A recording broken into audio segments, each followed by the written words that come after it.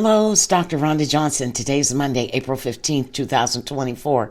Today I'm talking about transformative technologies in 21st century medicine. Now, the National Institute of Health maintains a wonderful, informative website. And I go on there and I search around. And recently I found a page called Transformative Technologies. And my message today comes directly from this website. And I'll include the link. Our medicine today, biomedicine, biotechnology, is a hotbed of discovery.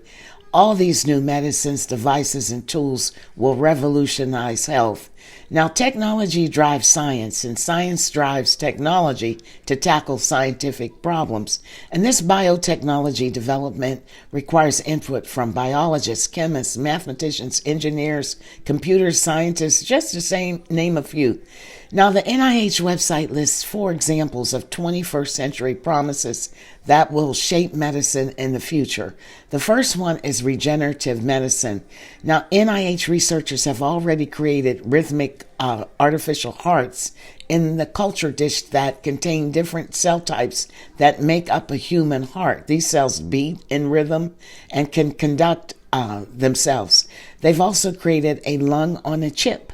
Now, researchers working in the field of regenerative medicine are working on creating artificial organs, and they're making progress. Now, another revolution is the CRISPR revolution. NIH scientists have developed a revolutionary way to edit genomes precisely inside living cells without removing the DNA as once was necessary. Again, this new technology is called CRISPR, and it's being used for hundreds of applications. Now, think of our human genome as a 3 billion letter instruction book using a 4-letter DNA alphabet. Now, using this analogy, just a single typo can lead to a devastating disease. And what CRISPR is allowing the scientists to do to fix these DNA spelling words so that the genetic words and sentences read flawlessly. So CRISPR is being used to create malaria-resistant mosquitoes, and recently NIH researchers successfully edited the disease-causing mutation in blood-forming cells taken directly from people with sickle cell disease. Now, the next thing I'm going to talk about are wearable sensors. These are often called wearables.